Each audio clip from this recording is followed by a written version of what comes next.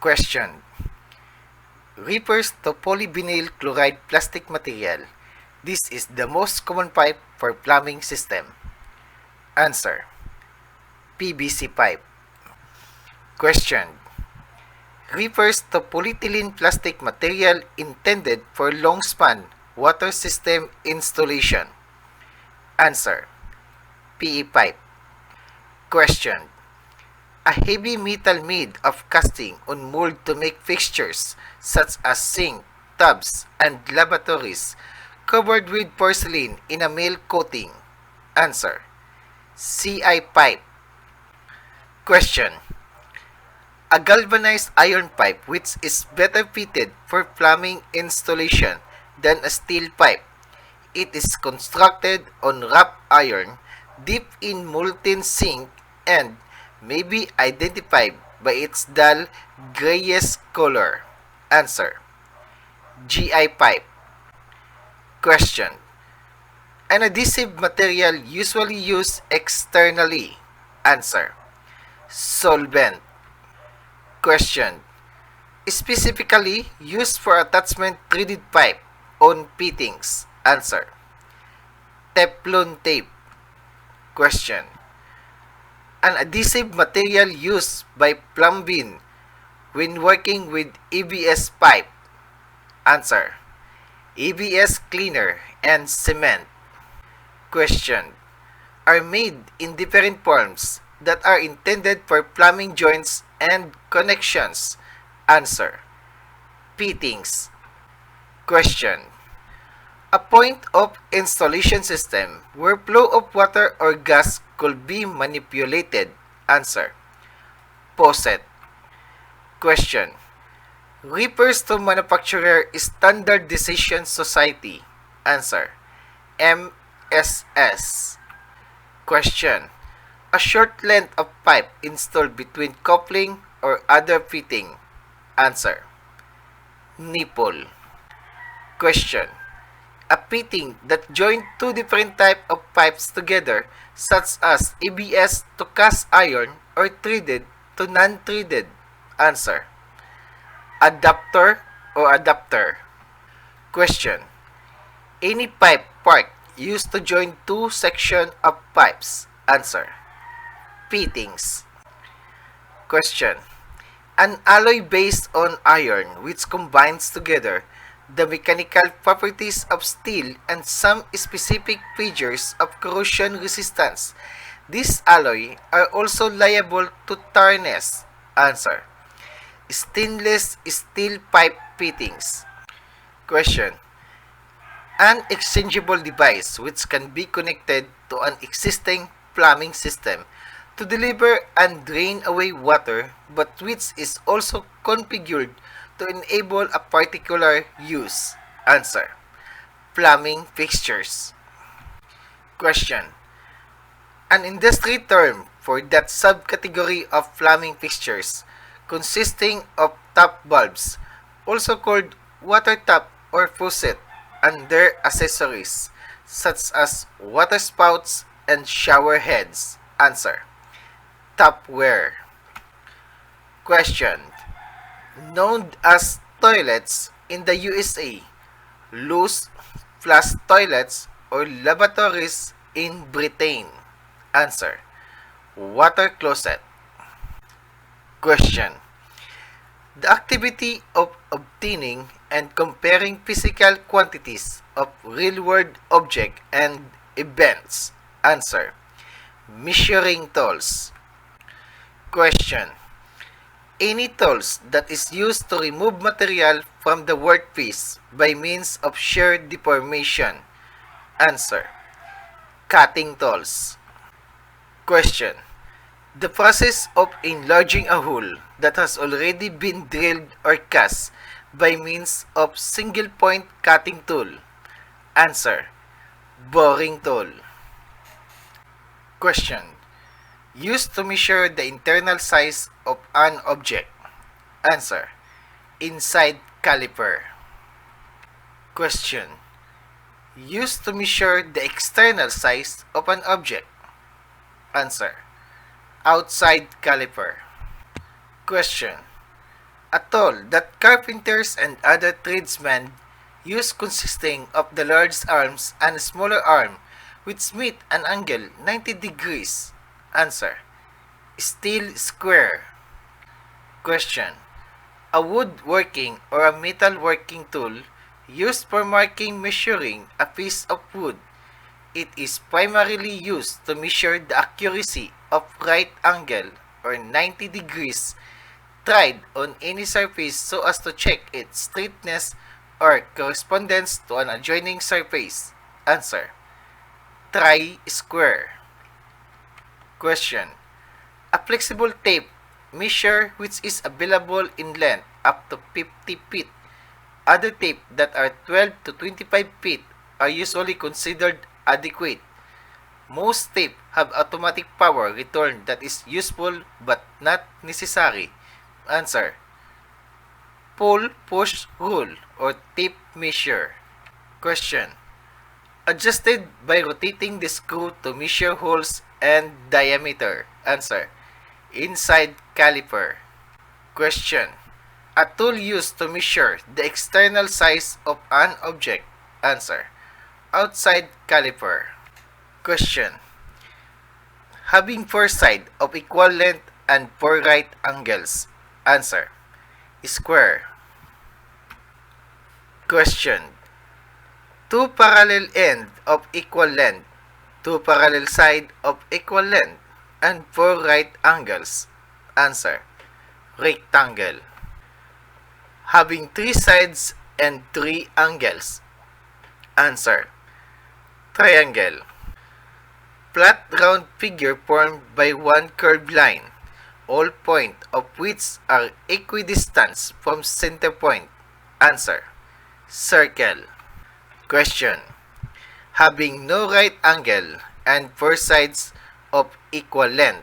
Answer. Rhombus. Question. Such as square, rectangle, or rhombus with two parallel ends of equal length and two parallel sides of equal length. Answer. Parallelogram. Question. Only one pair of parallel opposite sides. Answer. Trapezoid. Question. Equal to 1/12 of foot or 1/36 yard. Answer. Inch. Question. Equal to 12 inches or 1/3 of a yard. Answer. Foot. Question. Equal to 3 feet or 36 inches. Answer. Yard. Question. Equal to 16 and 1/2 feet. Answer. Rod. Question. Equal to 5,280 feet. Answer. Mile. Question. To examine something in great detail in order to understand it better. Answer. Analyze. Question. Showing the basic form or layout of the plumbing diagram in block form labeled. Answer. Block diagram. Question. A photographic print of technical drawing with white lines and blue backgrounds. Answer. Blueprint. Question. To build or assemble something by putting together separate parts in. Answer. Construct. Question. Factual information obtained from experiments or survey. Basis for making calculation. Answer. Data. Question. Measurement of one or more directions such as length, width, and height. Discover more about it. Answer. Dimension. Question. Involving electric cable or circuit powered by electricity. Answer. Electrical. Question. To ascribe particular meaning of significance to something. Answer. Interpret. Question. A system involving the pipeline and mechanical component or drawing conclusion ordered way. Answer. Mechanical. Question. Showing the basic form or layout of a picture o actual component. Answer. Pictorial diagram. Question. Method of doing something that is worked out in advance. Refrigeration and air conditioning technology. Answer. Plan. Question. Showing the basic form or layout of the plumbing symbols. Answer. Schematic diagram. Question. Something that indicates the rule to follow. Answer. Sign. Question. Something that represents abstraction with the names of plumbing components. Answer. Symbol. Question. Very light line used to block in an object. These lines are made so light that the little or no erasing is needed. These serve as base for darkening in the permanent line. Answer. Construction line. Question. Heavy solid line used to frame in the drawing. Answer. Border line. Question. A medium line used to show edges and contours not visible to the eye. Answer. Visible line. Question. A medium line used to show edges and contours not visible to the eye. Answer. Invisible line. Question. A light line used as axis of symmetry, used for center of circles and arcs. Something the symbol is shown. Answer. Center line. Question. Light thin lines used to show the sizes of the object. Extension lines start about 1/16 from visible or object line. The dimension line is broken near the center for the dimension. Answer. Dimension line. Question. Wavy line draws freehand for same purpose as long break. Answer. Long break line. Question. A tool made from hexagon or octagon shaped steel. Its convenient size for handling. One end is shaped for cutting operations. Answer. Cold chisel. Question. A power tool that rotates a replaced drill bit to make a hole in wood, plastic, or metal. Alternately, a screwdriver tip can be installed to turn screw. Answer. Electric drill. Question. A tool used when drill or bit found around the tongue.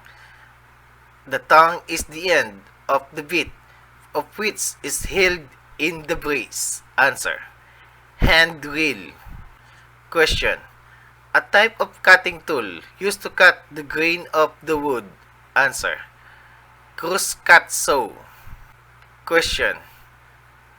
The tool used for cutting metal, plastic, or pipe. Answer. Hacksaw. Question. A tool used for cutting pipe and tube. Answer. Pipe cutter. Question. A tool used for cleaning the inside portion of the pipe and tube to remove the burrs and chips. Answer. Pipe reamer. Question. A tool used for threading the pipe. Answer. Pipe thread. Question. A tool used for pulling and driving the nail from some other object. Answer. Claw hammer. Question. A tool consisting of metal bar with a single curved end and flattened points, open with the small fissures on one or both ends for removing nails. Answer. Crowbar. Question. A tool used to insert and tighten or to loosen and removing screw. Answer. Screwdriver. Question. A tool which can be used to loosen and tighten a nut or bolt. It has a jaw of adjustable size which allow different sizes of nut and bolt. Answer. adjustable spanner or wrench, adjustable angle head wrench. Question. Specialized tool which allow one to reach tight spot under sink and basin. Answer. Basin wrench. Question. A tool with mechanical screw apparatus used for holding clamping a workpiece to allow work to be performed on it, which uses an anchor. Answer. Bends vice. Question. One fixed jaw and another parallel jaw which is moved toward or away from the fixed jaw by the screw. Answer. Bends vice. Question. A tool used to grip and hold an object firmly such as wood, paper, plastic, and some metal for a short period of time. Answer. Clamp. Question. An adjustable wrench used for turning soft iron pipe fitting with rounded surface. The design of adjustable jaw allows it to rock in the frame such that any forward pressures on the handle tend to pull the jaw tighter together. Answer. Pipe wrench or steel sun wrench. Question. A tool used for testing and surveying to position a point of the ground that is not readily visible. Answer. Plumb or plummet. Question. A weight with a pointed tip at the bottom that is suspended from string and used as vertical reference line. Answer. Plumb. Question.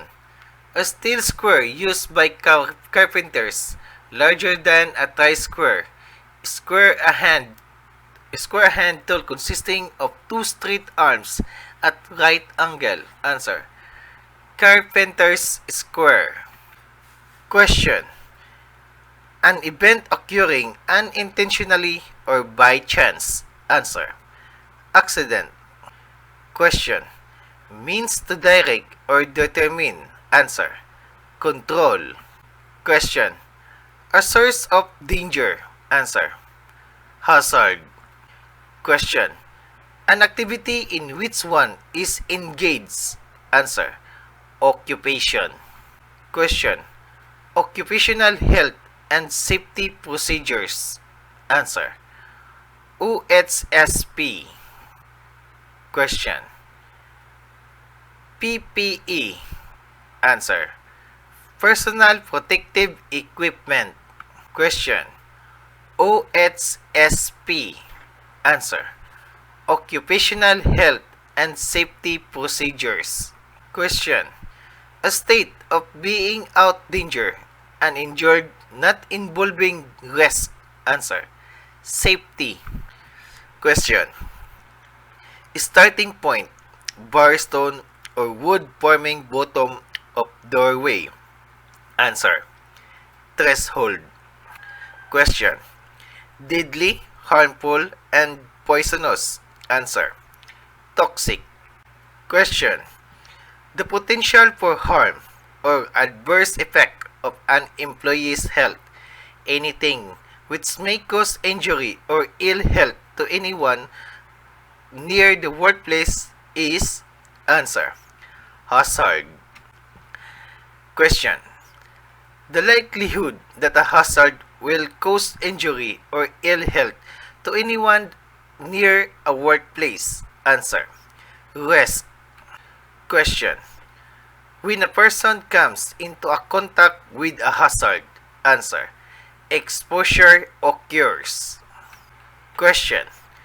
Include floor, stair, ward, platform, step, ladder, far falling object, slippery surface, manual handling, lifting, pushing, pulling, excessively loud and prolonged noise, vibration, heat and cold, radiation, for lighting, ventilation, air quality.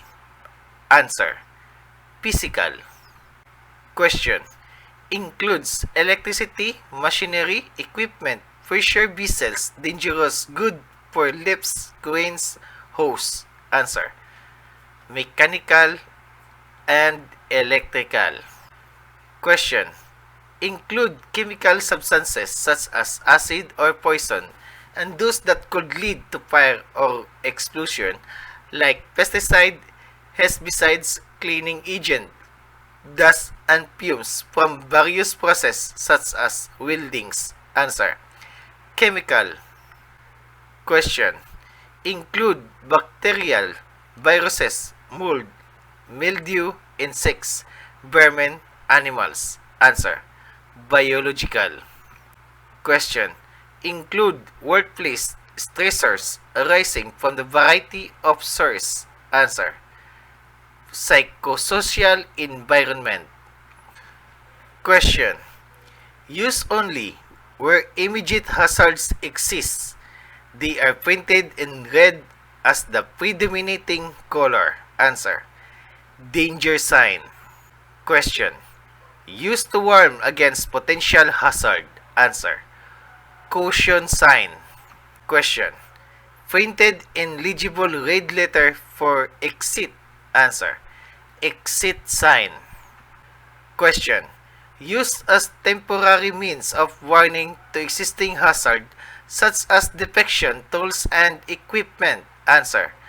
Accidental prevention tags. Question. Used for protections of employees. Answer.